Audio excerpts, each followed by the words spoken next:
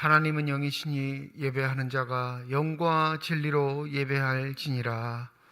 거룩하신 하나님 아버지의 부르심을 받들어 이 자리에 나와 예배드리는 주의 백성들의 예배를 기뻐받아 주시옵소서. 진실된 마음과 정직한 영으로 삼위일체 하나님의 성호를 찬양하며 예배드릴 때에 하나님이시여 영으로 임재하여 주시사 주님만 줄 수 있는 평강이 저희 심령 가운데 가득 넘치게 하여 주시옵소서. 감사드리며 우리 주 예수 그리스도의 이름으로 기도드립니다. 아멘.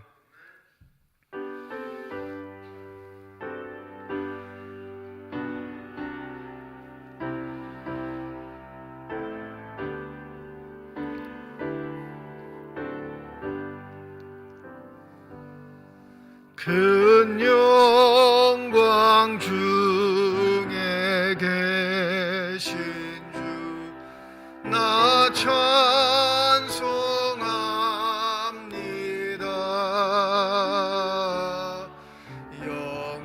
영원히 계신 주 이름 나 찬송합니다. 한없이 크신 능력을 나 찬송합니다. 참되고 미쁜 그 언약 나 찬송합니다. 온 천지 창조하시던 그 말씀 힘있어 영원히 변치 않는 주 나 믿사옵니다.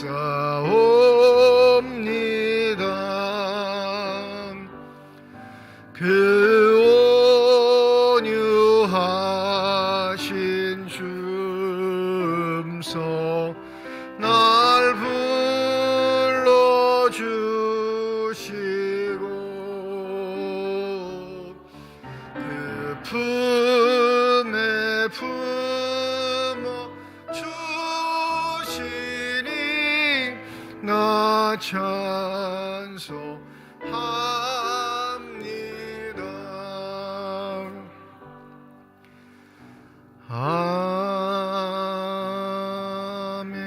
아멘. 청년이 무엇으로 그의 행실을 깨끗하게 하리이까? 주의 말씀만 지킬 따름이니이다.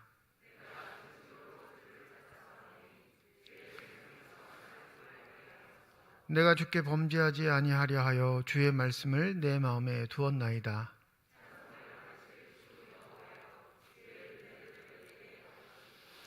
내가 주의 법도들을 작은 소리로 읊조리며 주의 길에서 주의하며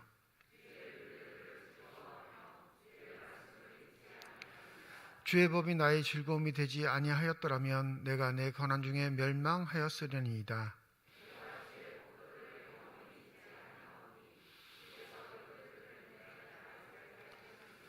나는 주의 곳이오니 나를 구원하소서. 내가 주의 법도들만 찾았나이다.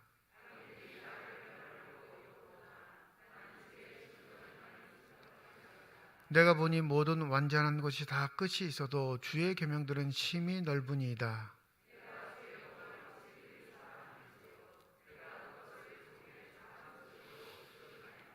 아멘. 지난 한 주간 동안의 삶을 되돌아오며 주 앞에 참회의 기도를 드립니다.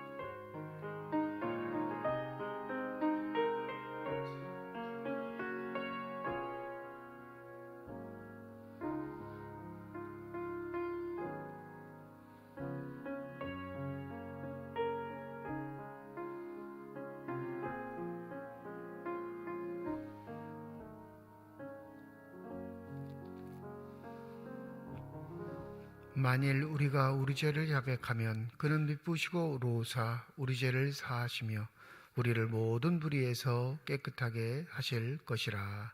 아멘. 나는 전능하신 아버지 하나님 천지의 창조주를 믿습니다. 나는 그의 유일하신 아들 우리 주 예수 그리스도를 믿습니다. 그는 성령으로 잉태되어 동정녀 마리아에게서 나시고 본디오 빌라도에게 고난을 받아 십자가에 못 박혀 죽으시고 장사된 지 사흘 만에 죽은 자 가운데서 다시 살아나셨으며 하늘에 오르시어 전능하신 아버지 하나님 우편에 앉아 계시다가 거기로부터 살아있는 자와 죽은 자를 심판하러 오십니다. 나는 성령을 믿으며 거룩한 공교회와 성도의 교제와 죄를 용서받는 것과 몸의 부활과 영생을 믿습니다. 아멘.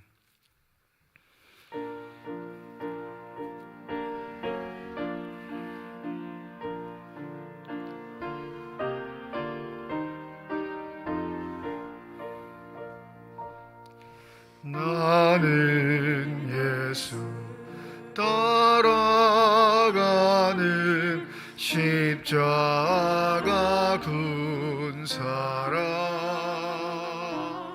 주 이름 증언하기를 외주저하리요.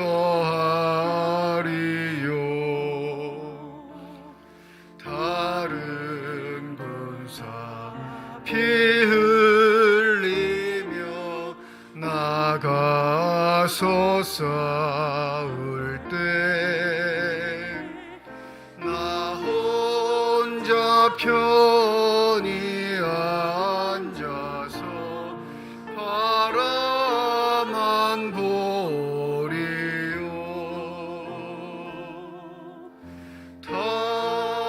다른 사람 어찌든지 나 주님의 용사 되리. 나는 주의 군사 돼 충성을 맹세하여 내가 승리하기까지 주 내로 싸우리. 주님의 용사된 내게 주의 일 맡기소서. 큰 싸움은 시작되어 용사를 부른다. 일어나 전쟁 마당에 다 어서 나가자. 거룩하신 주님 위에 싸우러 나가자.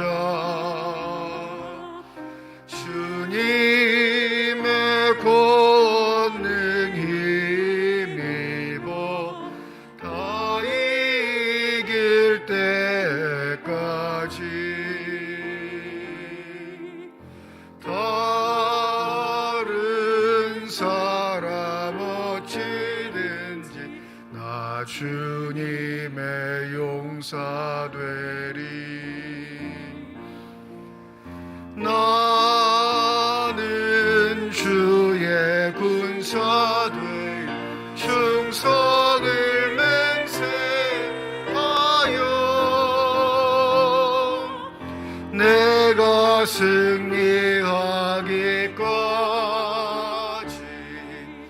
주 내로 싸우리. 주님의 용사된 내게 주의 일 맡기소서. 그 승리의 영광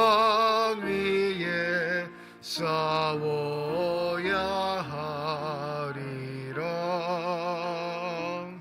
주 말씀 나의 힘 되니 겁낼 것 없도다.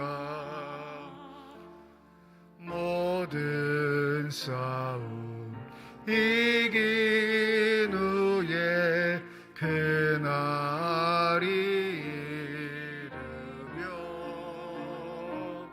승전과 높이 부르며 큰 영광 누리리.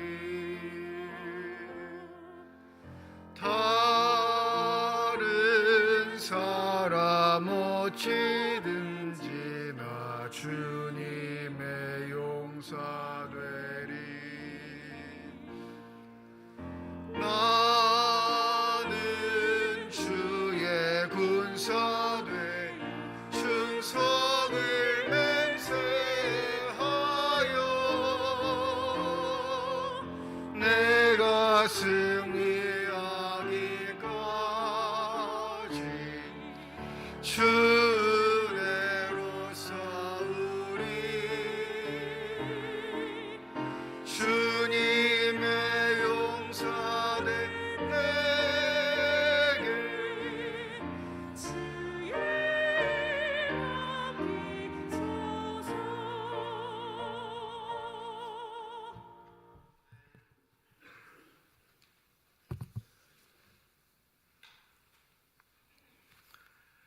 하나님 아버지, 우리들을 사랑하셔서 선택하시고 불러주심을 감사합니다. 하나님을 알아가는 지혜도 주시고 말씀을 믿을 수 있는 믿음도 주심을 감사합니다. 우리를 죄와 사망의 권세에서 해방시켜 주신 주님을 찬양합니다. 우리들 힘으로 해보려고 무던히 애썼던 헛된 노력을 멈추고 하나님 계획에 삶을 맞추게 하소서. 무엇보다 전능하신 하나님 은혜를 구하며 하루하루를 살게 하소서. 하나님, 고난과 기쁨으로 요동치는 인생이지만 우리들의 삶은 한결같이 하나님께 향해 있기를 원합니다. 무너지는 고통의 때 기도의 무릎을 꿇게 하시고 날아올 듯한 환희의 때 찬송을 올리게 하소서. 기도와 헌신으로 복음에 동참하게 하시고 뜨겁지만 분별력 있게 지체들을 사랑하게 하소서. 우리를 빛으로 불러주신 주님, 이 소명을 기억하고 빛된 삶을 살기 원합니다. 우리가 연합하고 사랑하며 아름다운 교회의 역할을 다할 수 있도록 인도하여 주시옵소서. 교회의 모든 지체들이 말씀 충만, 성령 충만으로 삶과 사역에서 주님의 기적을 보게 하소서. 하나님 아버지, 지진 피해 지역의 교회 공동체와 이를 돕고자 하는 이들이 신속히 네트워크를 형성하여 도움이 필요한 곳에 생필품과 의약품들이 전달될 수 있도록 하여 주시옵소서. 우리 아들, 딸들이 어두운 세상의 소리에 현혹되는 것이 아니라 빛 대신 여호와 하나님을 사랑하고 따르며 빛의 자녀, 거룩한 자녀로서의 삶을 살아가게 하소서. 자녀들이 늘 하나님 말씀을 묵상하며 믿음 안에서 성장하게 하여 주시옵소서. 다양한 방법으로 하나님 나라를 위해 나아가는 모든 선교사들을 축복하시고 그들의 삶과 사역을 통해 그들이 밟은 그 땅에 하나님의 백성이 세워지고 하나님을 찬양하는 예배가 일어나게 하소서. 재정적으로 어려움을 겪는 선교사 가정과 섬기는 사역들이 위축되지 않고 이 위기를 잘 이겨나갈 수 있는 지혜를 부어주시며 지원한 교회와 후원자들에게 넉넉한 마음을 허락하여 주소서. 북녘 땅 주의 백성이 부르짖는 소리를 들으사 절망 속에 있는 그들이 하나님으로 인해 오히려 힘을 얻고 소망을 품게 하옵소서. 이 시간 두렵고 떨림으로 하나님 말씀 앞에 섭니다. 말씀이 머리로만 이해되지 말게 하옵시고 성령의 능력으로 깨달음을 허락하여 주옵소서. 말씀을 전하시는 목사님에게 성령 충만함을 주시옵소서. 저희 앞에 놓인 말씀에 순종하고 그 명령에 복종하며 살아가게 해 주시옵소서. 감사드리오며 우리 주 예수 그리스도의 이름으로 기도드립니다. 아멘.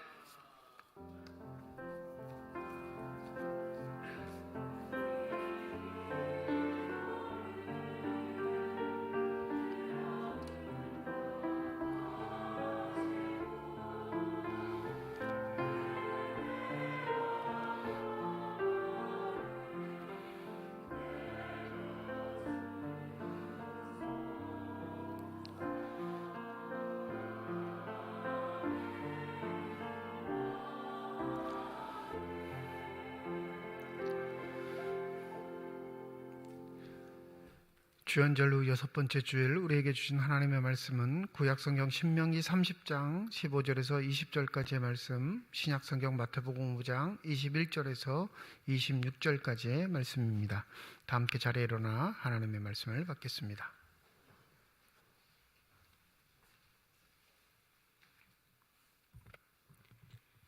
오늘 우리에게 주시는 하나님의 말씀입니다.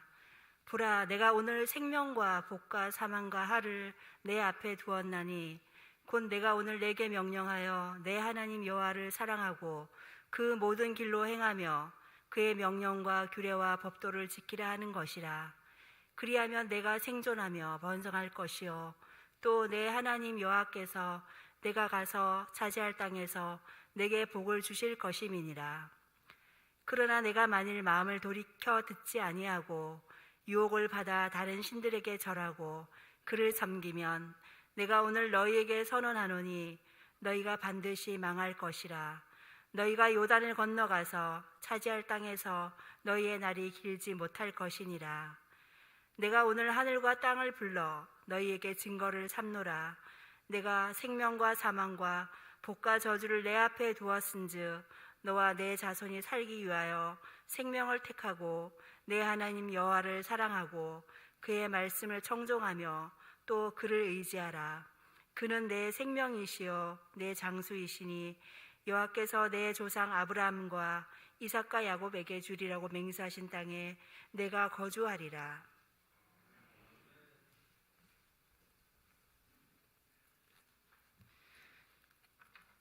옛 사람에게 말한 바 살인하지 말라. 누구든지 살인하면 심판을 받게 되리라 하였다는 것을 너희가 들었으나 나는 너희에게 이르노니 형제에게 노하는 자마다 심판을 받게 되고 형제를 대하는 라가라 하는 자는 공회에 잡혀가게 되고 미련한 놈이라 하는 자는 지옥불에 들어가게 되리라. 그러므로 예물을 제단에 드리려다가 거기서 내 형제에게 원망 들을 만한 일이 있는 것이 생각나거든 예물을 제단 앞에 두고 먼저 가서 형제와 화목하고 그 후에 와서 예물을 드리라.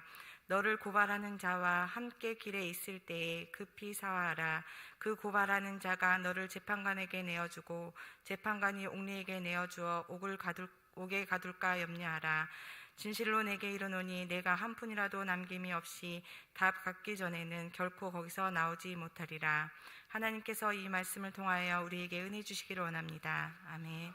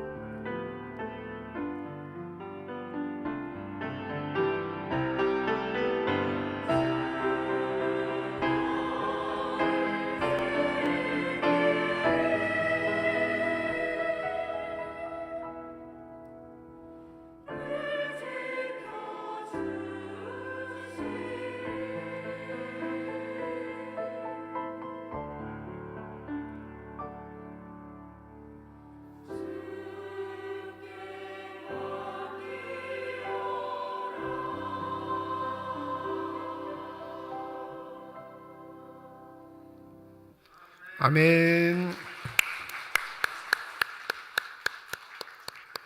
기도하겠습니다. 이 시간 우리들의 눈을 열어주시사 주 형상 바라보게 하여 주시옵시고 우리들의 귀를 열어주셔서 주 음성 듣게 하여 주시옵소서. 닫혀진 우리의 심령의 문이 성령의 은혜 가운데 활짝 열려지게 하여 주셔서 하나님 아버지 마음속에 품고 계시는 기쁨과 평안과 만족이 넘치는 복된 시간이 되게 하여 주시옵소서. 감사드리며 우리 주 예수 그리스도의 이름으로 기도드립니다. 아멘. 학부 시절 구약 원정 강독을 가르치고 계셨던 교수님이 그런 부탁을 하신 적이 있습니다. 나중에 혹시 내가 당신들이 목회하는 교회에 가서 목양실에 들어가 여러분들 책상 책꽂이에 히브리어 원전이 없는 것을 보지 않도록 여러분이 꼭 신경 써 주십시오. 이렇게 부탁하신 적이 있으셨어요. 그러니까 구약 성경인 히브리서 성경을 가지고 이제 강독을 하는 시간이니까 그런 부탁을 하신 거죠. 원문에 충실한 목회가 여러분 삶에 있기를 바란다라는 소망을 가지시고 그런 농담을 하셨습니다. 그래서 간혹 제 서재에 꼽혀져 있는 그 원어 성경을 볼 때마다 그 교수님이 생각나곤 합니다. 그 성경을 볼 때마다 문득 드는 생각들이 있어요. 만약에 번역된 성경이 아니라 우리에게 주신 성경이 히브리어와 헬라어였다면 우리가 과연 그 말씀을 읽었을까 하는 생각이에요. 만약에 그것밖에 없었다면 여러분 그 공부해서 읽으실래요? 안 읽으실래요? 아무도 아멘 안 하시는. 지식이 가장 높아졌다 하고 있는 현대사회에서도 여전히 꺼려지는 일들이 있습니다. 편하게 제공되는 것에 익숙해져 버리니까 아무리 값진 것이라도 아무리 좋은 것이라도 귀한 것이라도 노력을 배제한 편한 것이 우리의 삶에 넘쳐나니까 우리 스스로가 우리의 삶을 깎아 먹고 있는 겁니다. 오늘 마태복음 5장에 보면 예수께서 옛 사람에 관한 이야기와 본인이 바라보고 있는 하나님의 말씀에 대한 이야기를 견주어 설명하고 계시는데 여러분 당시 유대 사람들이 대부분 성경을 읽을 수 있는 수준의 사람들이 아니었어요. 그러니 성경을 읽어주고 해석해주고 적용하는 자의 절대성이란 건 대단한 겁니다. 그러니 내가 스스로 율법을 알아 율법의 3대로 사는 것이 아니라 가르쳐준 대로 익히고 배워서 그것을 적용하는 것, 그것이 그들이 하나님의 뜻을 받드는 유일한 길이었습니다. 한 가지 생각해 보셔야 할 게 모든 법은 그 본디 약한 자들, 소외된 자들, 힘든 자들을 위해 규정된 것처럼은 보이지만 실제적으로 누구를 위한 법일까요? 실제적으로는 강자, 기득권자, 힘 있는 자들에 의한 법이 될 때가 참 많습니다. 왜냐하면 그 법을 제정하는 자들이 이미 수준 있고 힘 있고 완력을 행사할 수 있는 기득권자이기 때문에 그래요.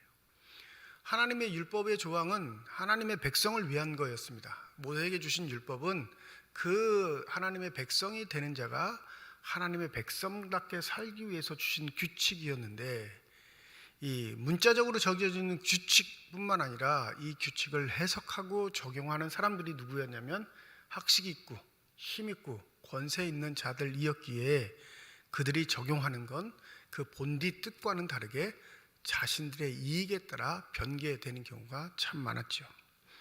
그래서 오늘 본문 21절 말씀에 보면 충격적인 이야기가 드러나죠. 옛 사람에게 말한 바 살인치 말라 누구든지 살인하면 심판을 받게 되리라 하였다는 것을 너희가 들었으나. 이건 당연한 거죠.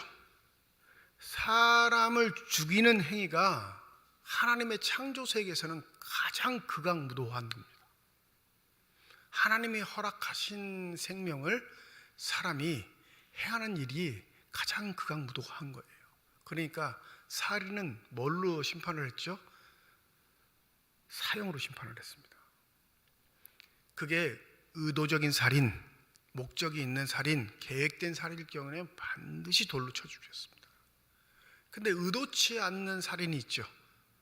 그러니까 사고로 인해서 우연치 않게 벌어지는 살인에 대해서는 면죄부를 주신 게 율법의 규정이었습니다. 근데 여기서 규정된 율법은 하나님이 주신 거지만 이 율법을 해석하고 적용하는 건 누구에게 있죠? 권한이? 당시 지도자들에게 있단 말이에요. 힘 있는 자들에게 있습니다.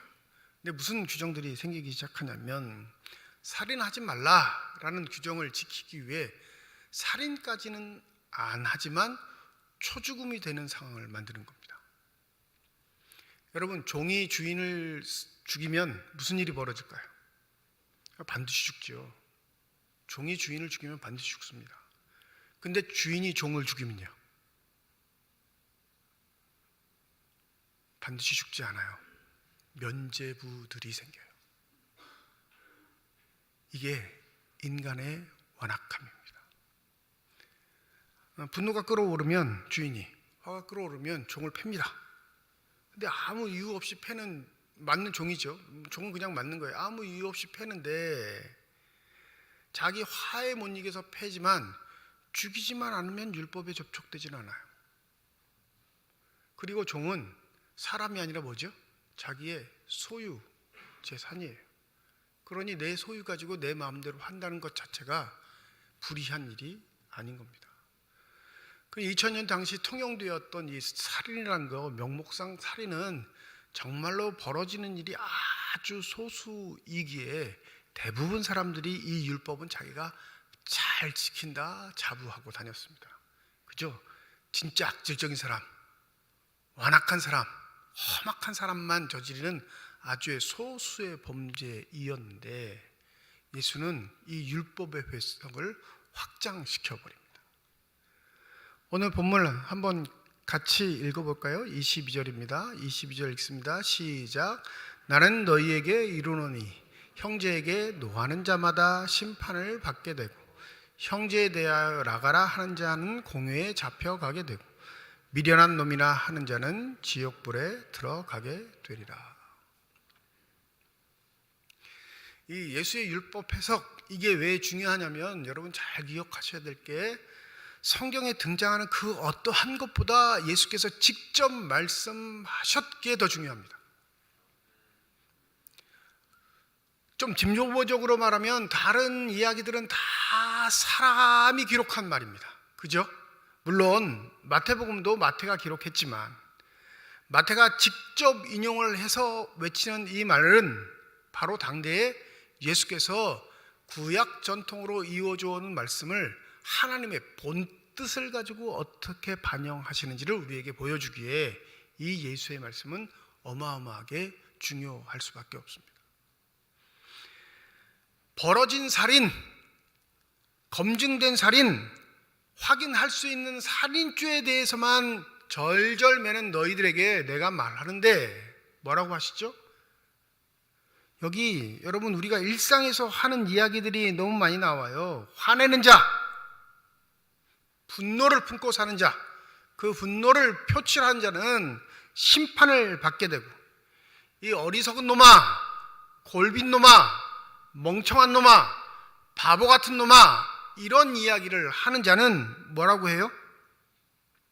여러분, 공회에 잡혀가는 것과 지옥불에 들어가는 것이 다른 이야기가 아니라 점층법을 쓰지만 똑같이 인격 모독을 하는 자가 받는 벌임을 명시하고 계십니다.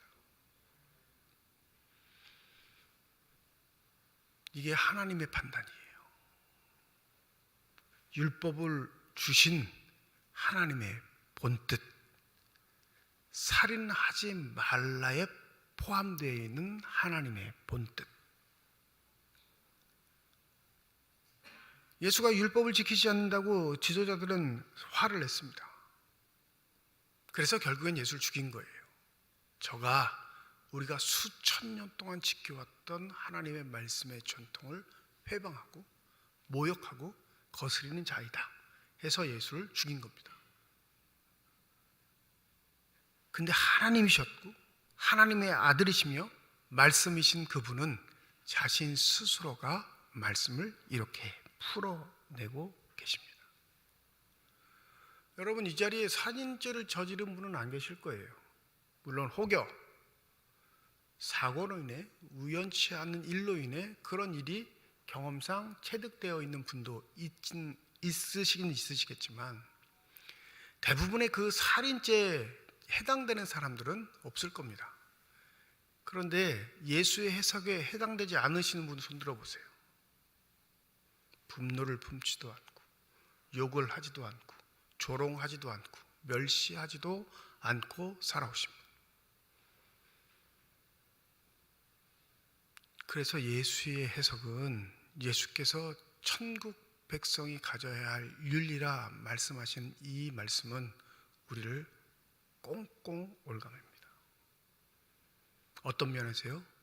우리에겐 우리 스스로 자랑할 의의가 전혀 없습니다. 이게 예수께서 해석하시는 말씀의 놀라움입니다. 그러면 왜 살인과 분노를 같은 선상에 두실까요? 우리 생각엔 분노가 대수롭지 않은 것, 화나는 게 뭐 살인죄까지 갈 일인가 라고 생각하겠지만 하나님의 판단은 그 분노로부터 살인에 이르게 된다 말씀하고 있는 겁니다. 특별히 오늘 본문이 이미 팔복을 지닌 자, 즉 하나님의 나라를 소유하고 그 나라 백성으로 인정된 자들이 갖춰야 할 하나님 나라 백성으로서의 덕목이라면 우리가 현재 소유하고 있는 인품, 인성, 이것보다 앞서 하나님께서 허락하신 하나님의 성품을 지녀야 한다는 것을 반드시 기억하셔야 됩니다. 아무리 이거 우리 힘으로 노력해도 되지 않아요. 코로나 이후에 사람들의 분노의 수치가, 이 분노 게이지가 더 올라갔다고 그러죠.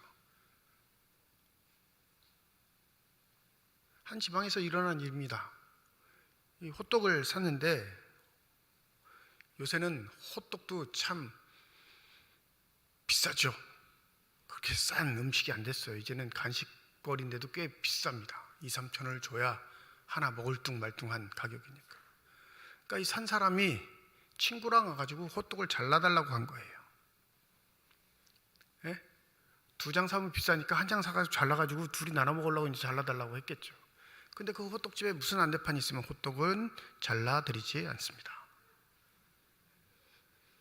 한 장 더 팔려고 잘라주지 않는 게 아니라요, 너무 뜨거우니까 자르다가 화상을 입을까봐 잘라주지 않는 거예요. 실갱이가 오갑니다. 그래도 안 된다고 하니까 그 호떡을 산 고객이 그 호떡을 기름판 위에 던져버립니다. 펄펄 끓는 기름이 어떻게 됐을까요? 그 호떡을 굽는 분에게 튀었어요.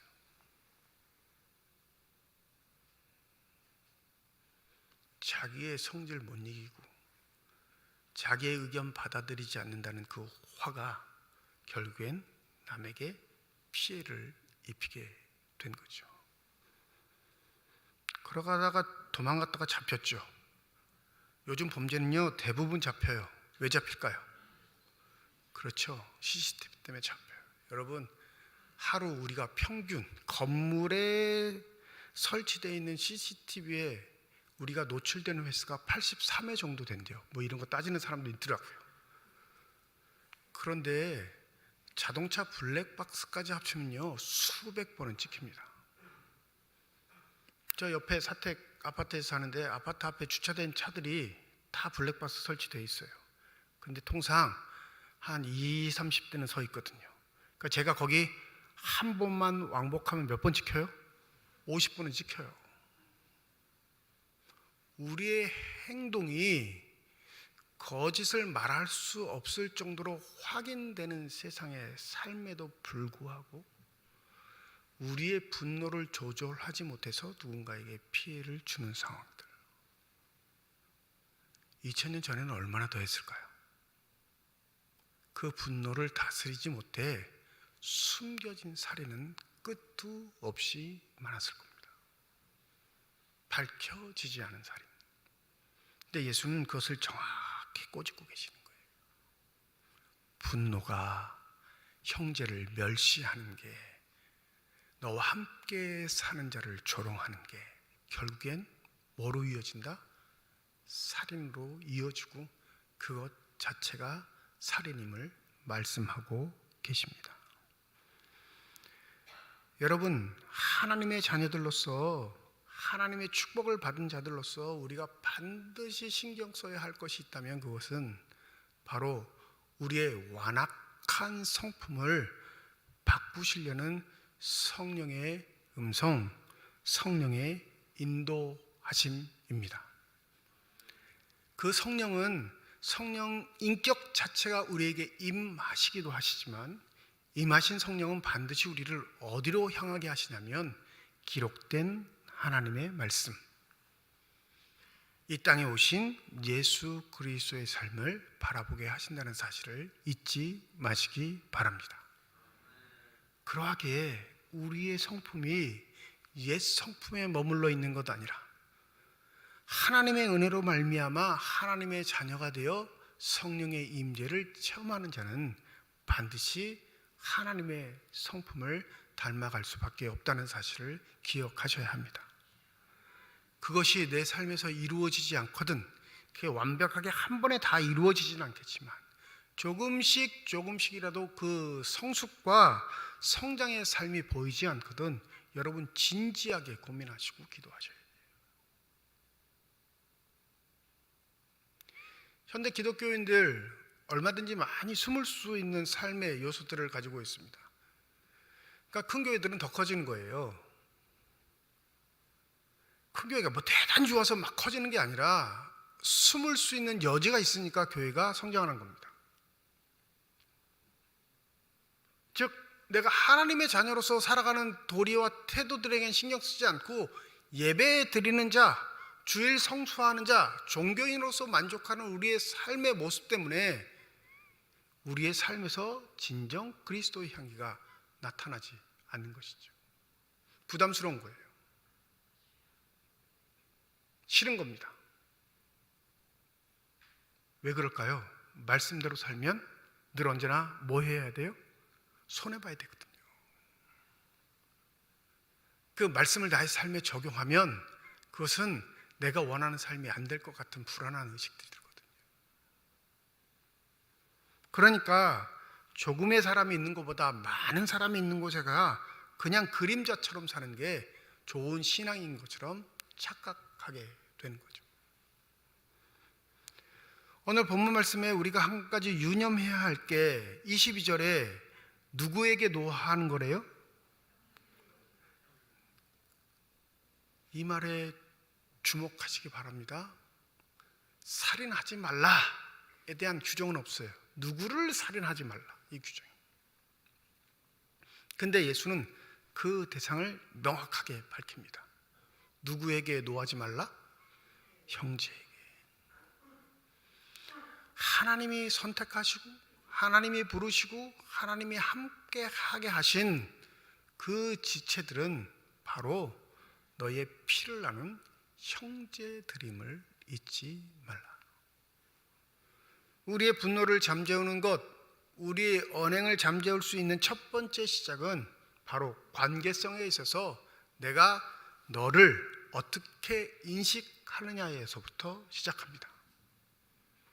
다시는 보지 않을 사람, 다시는 안 봐도 되는 사람, 절대 보고 싶지 않은 사람이라면 저와 나의 삶의 관계는 없습니다. 어떤 분이 하루는 찾아오셔서 좀 굉장히 진지한 얼굴로 이렇게 물어보셔요. 목사님, 용서는 어떻게 해야 됩니까? 마음에 분이 가득 찬 거죠. 용서하고 싶은 생각이 없는데 자꾸 마음이 걸거치니까 저를 찾아오는 거예요. 솔직하게 말씀드렸죠. 그 사람을 계속 볼 생각이면 용서하시고 볼 생각이 아니시면 용서하지 않으셔도 된다고. 사람 다 그렇게 돼 있다고. 그렇지 않겠어요? 매일 그 사람을 봐야 되면 용서하지 않으면 누가 불편해지나요? 내가 불편해져요. 그러니까 자꾸 용서해야 하나라는 생각이 드는 거예요. 내가 지극히 선하고 아름다워서 용서하고 싶은 생각이 드는 게 아니라 내가 불편하니까 용서해야지라는 마음이 드는 겁니다. 근데 그 용서의 결정은 관계성에 있어요. 내가 저를 계속 두고 볼 것인가, 나와 관계를 맺고 살아가는 존재로 내가 받아들일 것인가, 그러면 용서해야 합니다.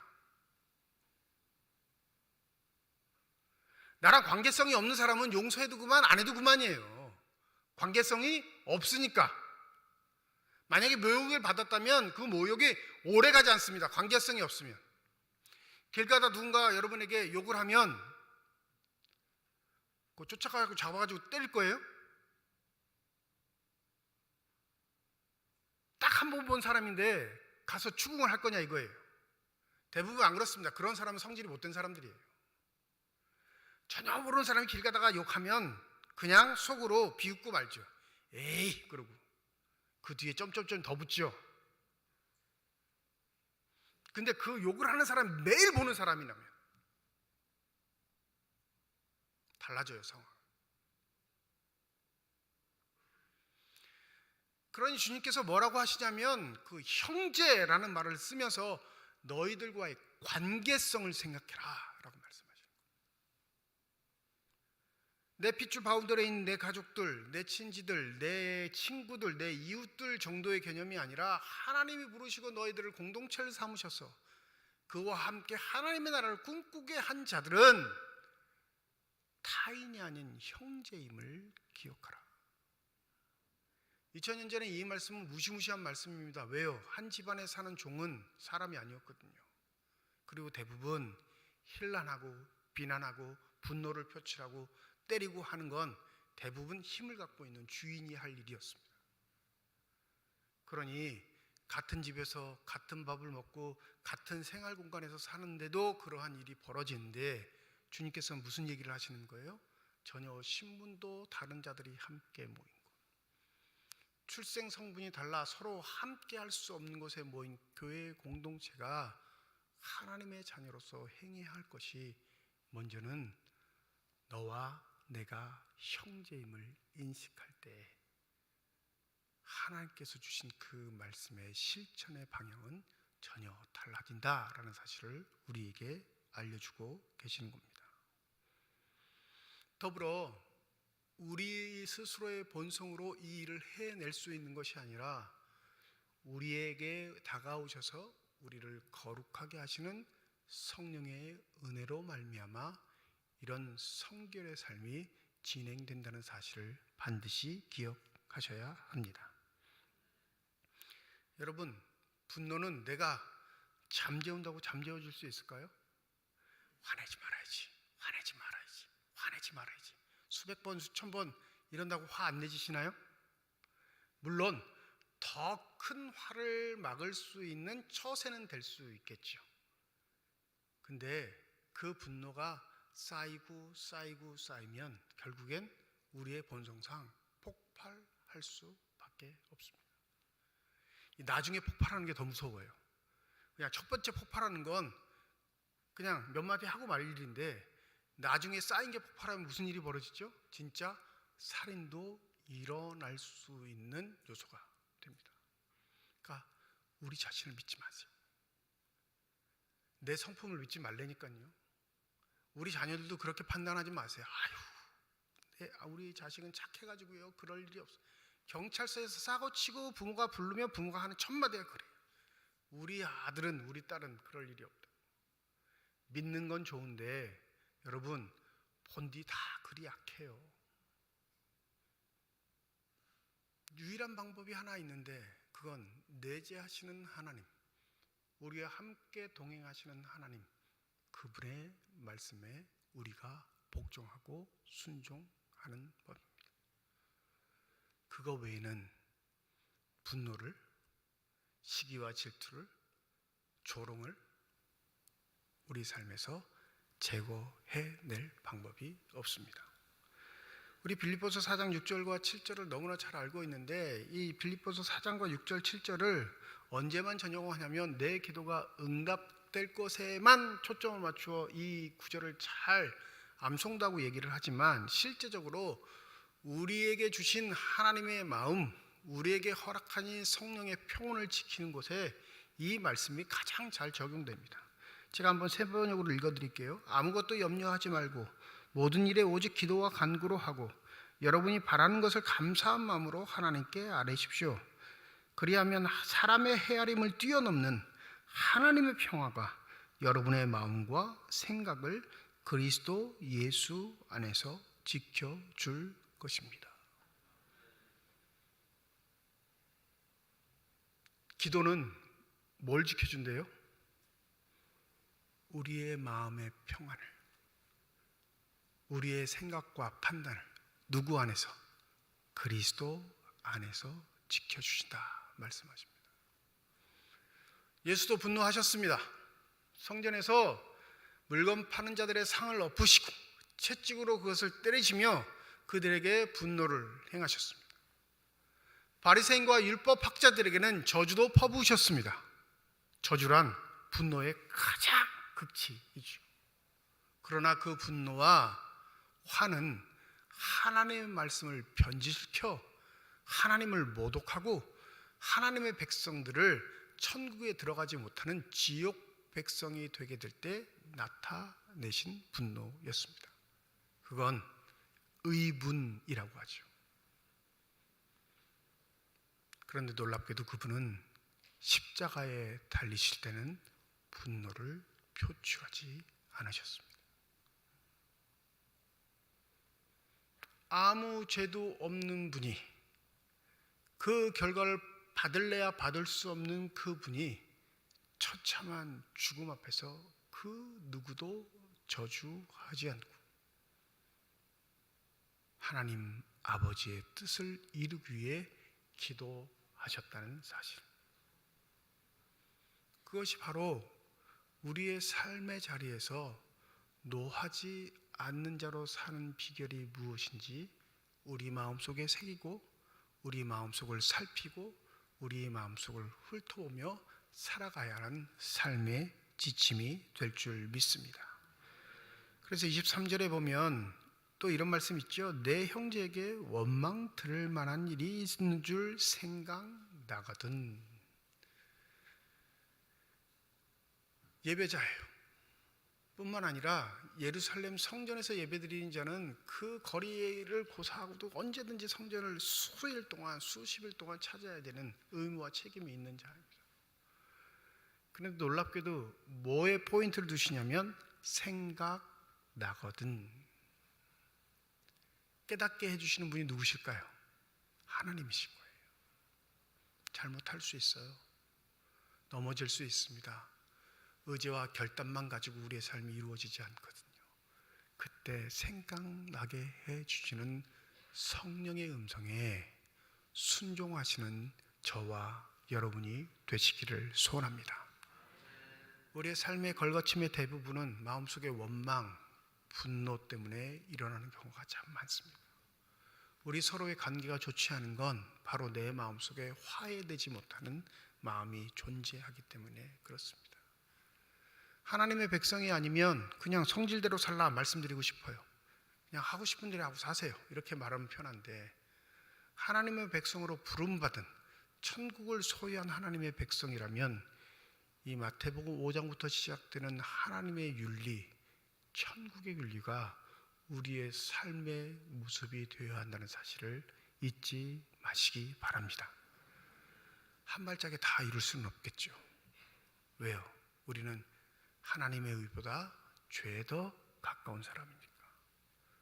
날마다 말씀을 통해 역사하시는 성령의 음성에 귀 기울이시고 부디 천국 백성으로서의 아름다운 삶을 유지하실 수 있는 저와 여러분이 되시길 주님의 이름으로 축원드립니다. 기도하겠습니다. 명시된 율법을 지키는 건 쉽습니다. 그건 그 율법을 범하지만 않으면 되기 때문에 그렇습니다.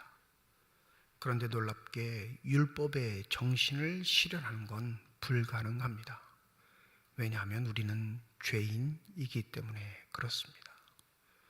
그리하기 때문에 예수님이 율법의 완성이 되셔서 성령을 통해 우리가 하나님의 백성으로 사는 길을 열어주신 줄 믿습니다. 주님, 세상과 사랑과 구원되지 않는 우리의 윤리, 태도들, 삶의 모습들을 용서하여 주시옵시고, 부디 우리가 잊고 있는 주 말씀 따라 살아가는 결단과 각오가 성령을 통한 순종으로 인해 우리에게 펼쳐지게 하여 주시옵소서. 그리하여 분노하는 자로 살아가는 것이 아닌 평화를 이루는 자로 살아갈 수 있는 복된 삶들이 되게 하여 주시옵소서. 감사드리며 우리 주 예수 그리스도의 이름으로 기도드립니다. 아멘.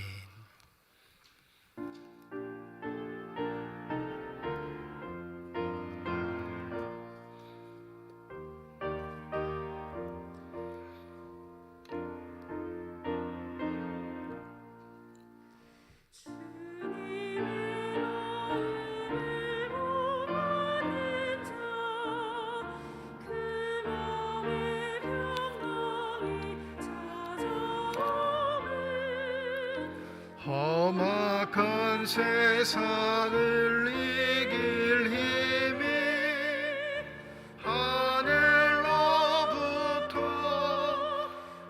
임함이로다. 주님의 마음 본받아 살면서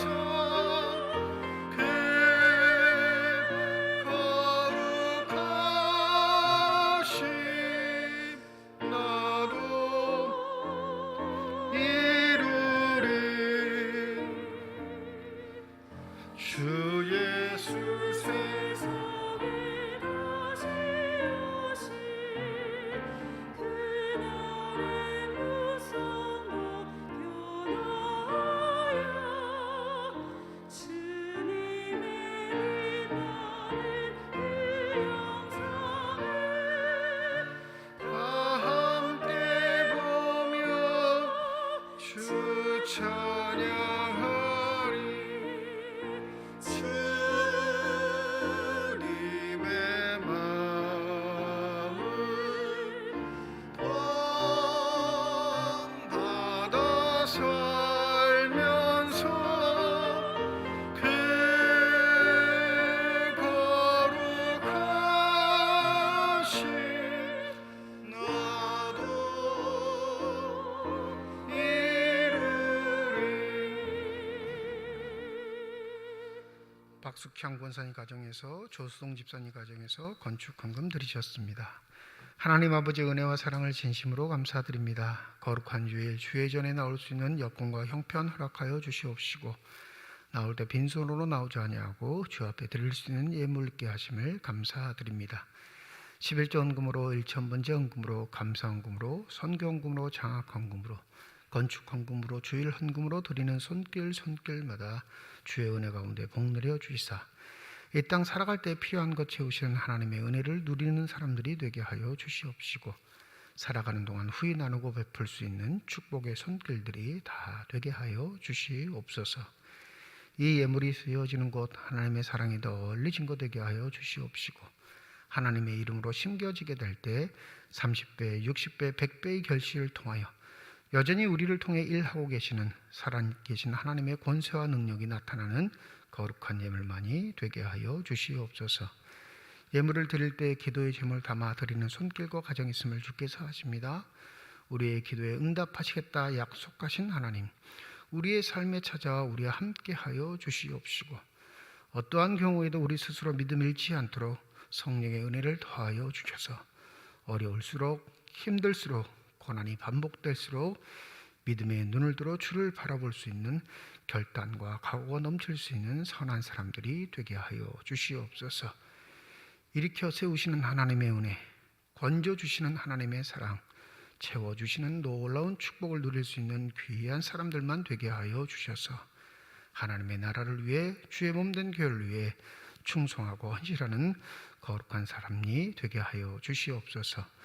몸된 교회를 위해 수고하고 애쓰는 많은 일꾼들이 있습니다. 보이는 곳에서 보이지 않는 곳에서 충성하는 저들을 주께서 하시오니 하나님의 이름으로 축복하여 주실 때 먼저는 성령의 충만함 더하여 주시옵시고 그 성령의 인도하심을 따라 늘 겸손하게 하시고 한결같게 하여 주셔서 날마다 천국의 예쁨을 누릴 수 있는 신실한 사람들이 되게 하여 주시옵소서.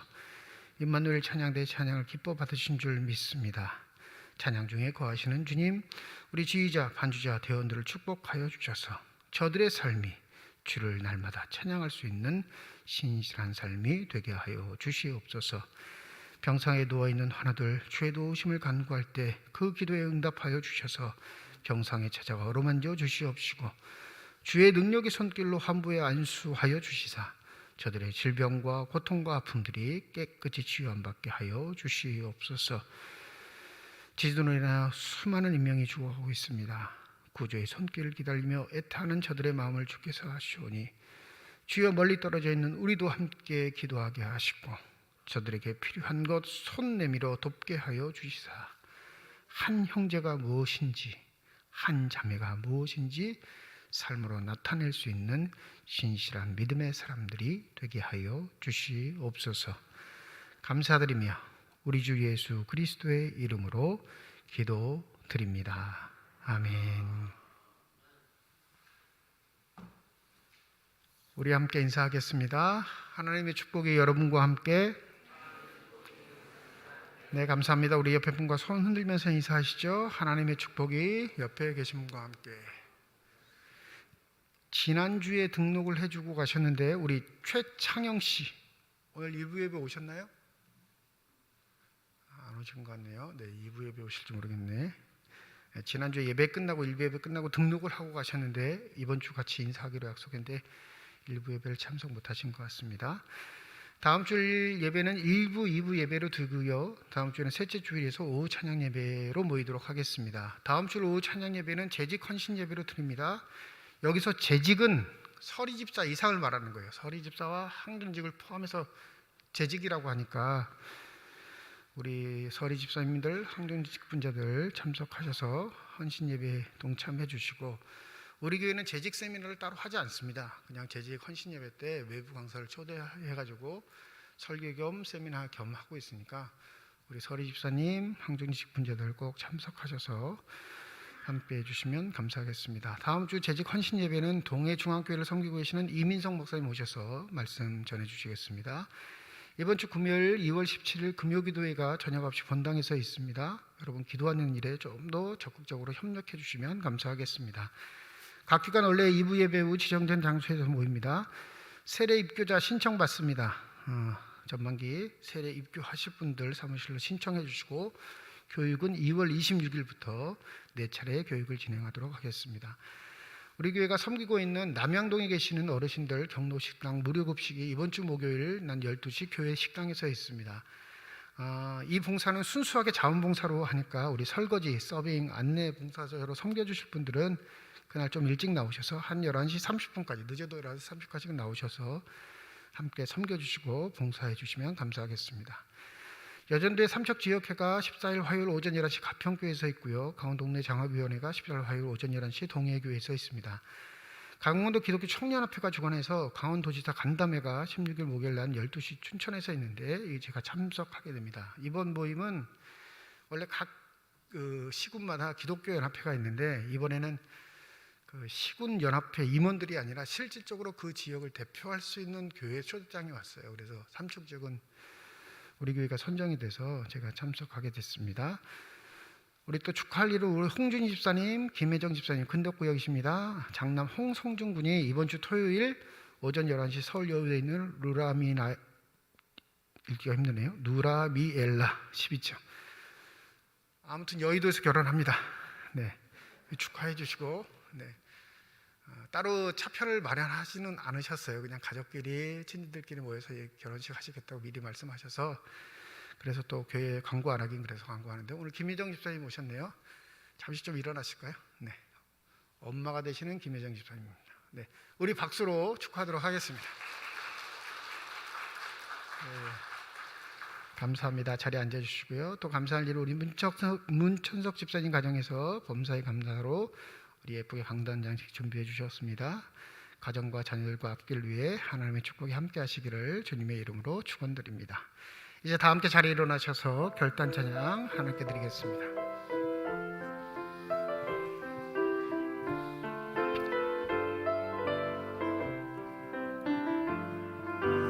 주님 다시 오실 때까지 나는 이 길을 가리라.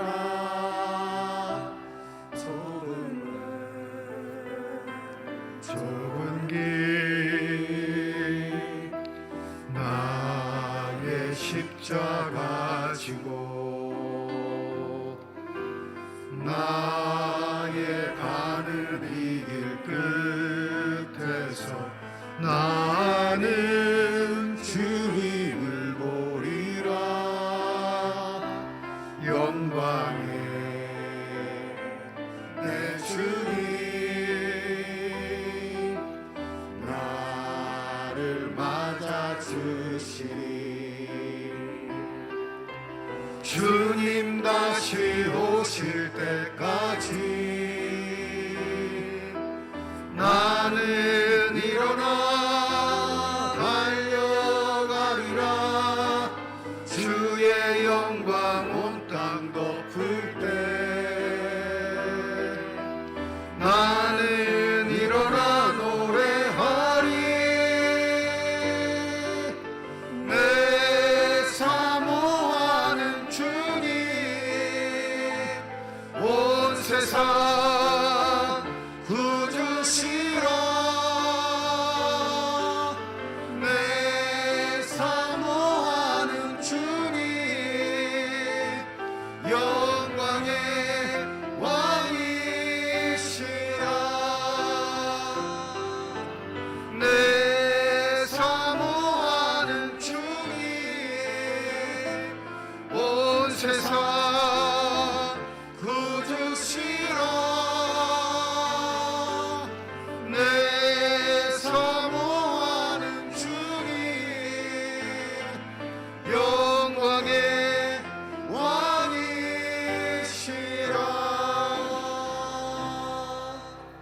이제는 우리 주 예수 그리스도의 은혜와 하나님의 사랑과 성령의 교통하시고 내주하시고 역사하시고 충만하심이 이번 주 토요일 믿음의 가정을 이루는 홍성준 군과 그 가정 위에와 주의 말씀을 마음에 새기고 삶의 자리로 돌아가 그 말씀의 실천자가 되기를 소원하는 주님의 거룩한 자녀들, 이들의 가정과 일터와 앞길 위에 이제로부터 영원토록 함께 하시기를 간절히 축원하옵나이다.